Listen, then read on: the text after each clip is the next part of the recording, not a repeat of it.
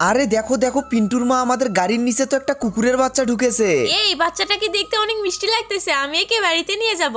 দেখো দেখো, কুকুরের বাচ্চাটা তো পালিয়ে যাচ্ছে, তাড়াতাড়ি ধরো ওকে। এই তুই পালাচ্ছিস কেন? আমাদের সাথে বাড়িতে যাবি না? এই দেখো, এই টিনের নিচে তো আরো অনেকগুলো কুকুরের বাচ্চা, তাহলে আমি সবগুলোকে বাড়িতে নিয়ে যাব। আরে এই ছেলেমেয়েরা, তোমরা ওখানে কি করতেছো?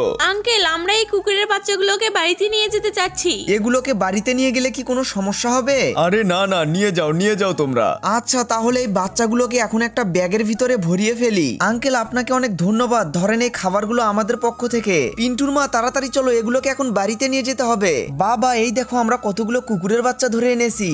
তুমি ধরে এনেছো নাকি আমি সবগুলোকে ধরে এনেছি? আচ্ছা হয়েছে, এখন কুকুরের বাচ্চাগুলোকে খাবার দিতে হবে, ওদের মনে হয় ক্ষুধা লেগেছে। আরে বাপরে, এরা এখনই এত দুষ্টু হয়ে গেছে, আমার পিছনে এত ছোটাছুটি করতেছে কেন? দাঁড়াও, এদের দুষ্টুমি এক্ষুনি বন্ধ করতেছি। এই খাঁচার ভিতরে সবগুলোকে রাখবো আমি। পাপা, তুমি ভালোই করেছো, এই খাঁচার ভিতরেই ওরা আরামে থাকবে। বন্ধুরা, তোমরা ভিডিওতে লাইক করে চ্যানেলটি সাবস্ক্রাইব করে দাও আর কমেন্ট করে বলো তোমাদের বাড়িতেও কি কুকুরের বাচ্চা রয়েছে।